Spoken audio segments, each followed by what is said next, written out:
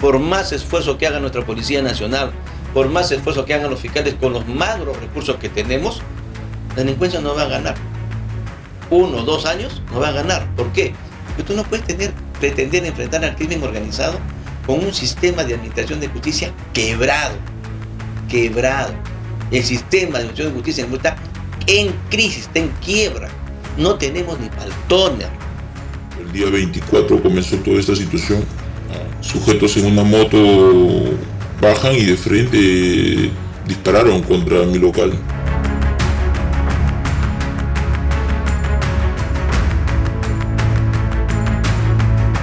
Esta es una advertencia. Pagas porque pagas, ¿ah?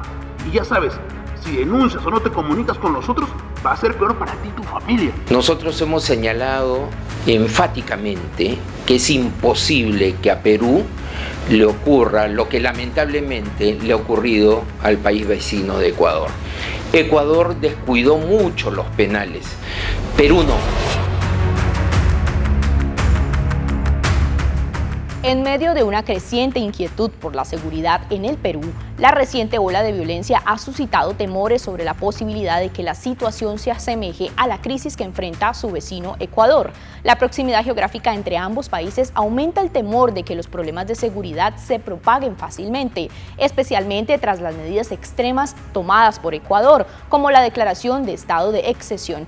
Esta situación ha generado preocupación en la población peruana, que observa con alarma la escalada del crimen y la falta de una respuesta efectiva por parte de las autoridades. En este contexto, las propuestas políticas para abordar la crisis de seguridad se vuelven aún más urgentes, enfrentando desafíos en su implementación y en la garantía del respeto a los derechos humanos. En el Perú, 19.000 ciudadanos denunciaron ser víctimas de extorsión durante el año 2023. Una cifra preocupante porque en tan solo 2 años pasaron de 4.119 denuncias en el 2021 a 19.401 el año pasado. Nuestra periodista de Tu Barco Latino y Foro Humanos nos adentra en el angustiante mundo que enfrentan los empresarios peruanos, narrando el desgarrador testimonio de uno de ellos que ha sido forzado a cerrar su negocio. ¿Se encamina el Perú hacia una tragedia similar a la que azota a su vecino Ecuador? ¿Cuál es el verdadero pulso de la lucha contra la delincuencia? 30 volvieron a atacar, dejando otra nota que tú tienes de la banderón y que tienes que pagar. Si no pagas, te vamos a matar, una cosa así, ¿no? Y luego volvieron a hacerlo de una manera muy agresiva ya el día 3 de diciembre. Perro miserable, denunciaste. Ahora vas a ver lo que te va a pasar. Ni bien te asomes a tu local. Ya sabes, te vas a morir. Los medianos y pequeños empresarios en el Perú son víctimas de las bandas de extorsionadores como Carlos, que prefiere no identificarse por temor a terminar como el empresario de transportes Machiavelli Laura Lume, quien fue asesinado en febrero pasado cuando intentó escapar de las bandas de delincuentes venezolanos que lo habían secuestrado. Hasta el ídolo del fútbol peruano, Paolo Guerrero, recibió amenazas apenas firmó el contrato con un club local del norte del país. Por todas las amenazas que sigo recibiendo, porque ayer, no sé si ayer han recibido de nuevo. Relacionado al caso del jugador Pablo Guerrero, les puedo indicar de que no solamente a él, sino a toda la población peruana, la policía brinda la seguridad necesaria para que puedan desarrollar sus actividades en forma normal. Sin embargo, los peruanos se sienten cada vez más amenazados por las organizaciones criminales. Según la encuestadora Datum, el 56% de los peruanos cree que la delincuencia crecerá este 2024 y el 94% piensa que el estado de emergencia no funciona. La verdad es que sí me siento inseguro, y si yo me siento inseguro, hay otras personas que son más vulnerables que se deben sentir mucho más inseguras que yo. Si se ve que hay delincuencia, si tú no puedes estar seguro en las noches no puedes estar seguro sin que tengas el miedo de que te puedan robar y eso. Frente a la creciente preocupación de los peruanos por la necesidad de implementar una política efectiva contra la delincuencia, surgió una iniciativa que en su momento fue declarada violatoria a los derechos humanos. Vamos a iniciar la sustentación del proyecto de ley 6920 de autoría del congresista Burgos Oliveros, que propone la ley que autoriza la creación e instalación de tribunales sin rostro para la investigación, juzgamiento y sanción de los delitos cometidos por organizaciones criminales para preservar la identidad de los magistrados y fiscales y fortalecer la lucha contra la criminalidad. Congresista Burgos, tiene usted 10 minutos. Fundamentamos nuestra propuesta en la creciente preocupación por la inseguridad ciudadana, consecuencia del crimen organizado y las citas estadísticas que demuestran el impacto de la delincuencia en la percepción de seguridad en la población. Buscamos proteger a los operadores de justicia de posibles represalias por parte de las organizaciones criminales, lo que afecta su imparcialidad y la posibilidad de que las víctimas alcancen justicia. Yo creo que el tema de los jueces sin rostro es populismo puro. Ya hemos tenido jueces sin rostro. Tuvo efecto en algún momento. Pero lo que tienen que saber es que todas esas sentencias de los jueces sin rostro fueron anuladas por la Corte Interamericana. Y hemos tenido que volver a juzgarlos. Su nombre es Jorge Chávez Cotrina y es coordinador de las Fiscalías contra el Crimen Organizado y de las Fiscalías contra el Terrorismo del Perú. Yo creo que en el Perú no hemos llegado al nivel como para tener jueces y fiscales sin rostro. Porque la delincuencia que enfrentábamos frente a Sendero Luminoso y al MRTA es totalmente diferente a la delincuencia que estamos actuando ahora, ¿no? Enfrentando ahora, ¿no? Entonces, creo que lo que se tiene que hacer es fortalecer las instituciones. Para el fiscal Chávez Cotrina, las instituciones involucradas en la administración de justicia urgen de contar con mayores recursos. Si es que no hay una verdadera política de Estado seria, que pasa por tener instituciones fuertes, la delincuencia nos va a ganar. Por más esfuerzo que haga nuestra Policía Nacional, por más esfuerzo que hagan los fiscales con los magros recursos que tenemos, la delincuencia no va a ganar. 1 o 2 años no va a ganar. ¿Por qué? Porque tú no puedes pretender enfrentar al crimen organizado con un sistema de administración de justicia quebrado. El sistema de administración de justicia está en crisis, está en quiebra. No tenemos ni paltoner. Acá tenemos que hacer chanchita paltoner. No tenemos, no hay. No tenemos peritos. Los fiscales tienen que ir al órgano jurisdiccional a presentar una acusación con prueba científica. Y si no tienen la prueba científica, al juez no le decía, oye, escucha el teléfono, abre el teléfono. El juez te decía, oye, ¿dónde está el análisis del perito? No, acá está, le escucha, señor juez. Ya, el delincuente, ¿qué te va a decir? Esa no es mi voz. Entonces tiene que pasar por una pericia científica que se llama pericia acústica para que el perito diga, sí, es su voz. Pero no tenemos esa tecnología. Y entonces prácticamente nos vamos a los juicios en pierde. Y claro, la ciudadanía dice, ¿cómo es posible que estén saliendo? Salen pues porque no tenemos elementos científicos para enfrentar juicios. Aunque la situación es alarmante, el fiscal Chávez Cotrina sostiene firmemente que el Perú no se dirija hacia el posible abismo que acongoja al vecino país. Sin embargo, ¿es esta una garantía suficiente para la población que día a día enfrenta la creciente marea de inseguridad? Las respuestas podrían no ser tan reconfortantes como parece. No podemos alarmar a la población. El fenómeno criminal ecuatoriano es diferente al nuestro. ¿Por qué? Porque el fenómeno criminal de Ecuador tiene su base en la presencia del narcotráfico en los últimos años. ¿Y esto por qué? Porque los narcotraficantes han visto que en el Ecuador hay una salida mucho más viable de su mercancía ilegal hacia el norte y como a Europa.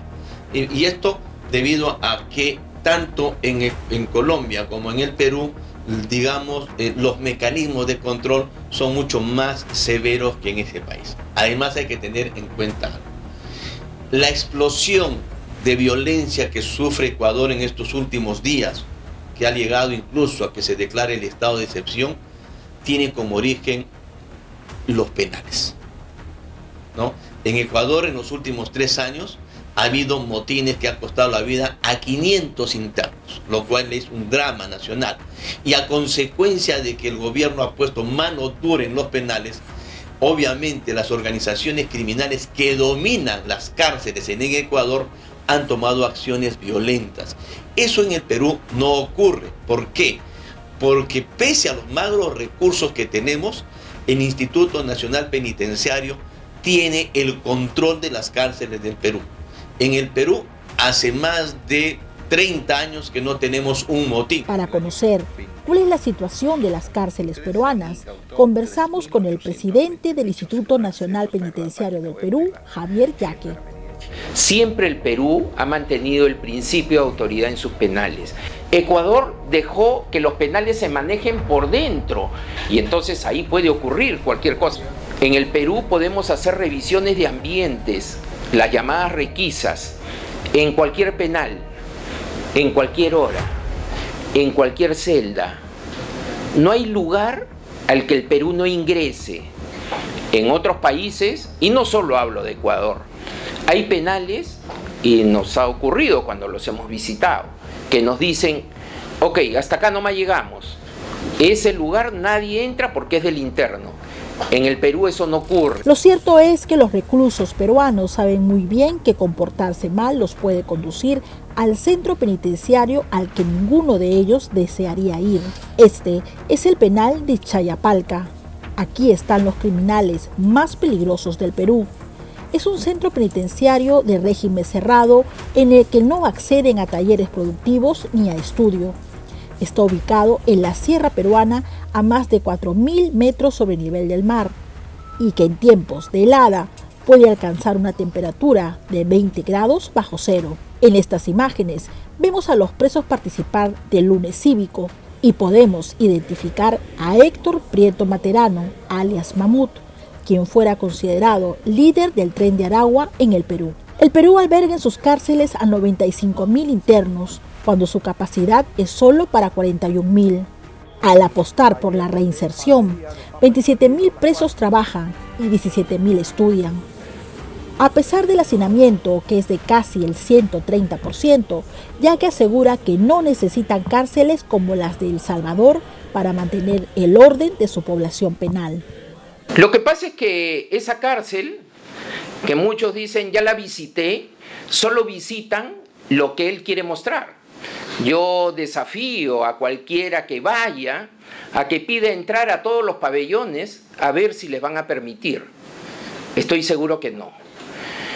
En nuestro país, quien quiera visitar cualquier pabellón puede hacerlo.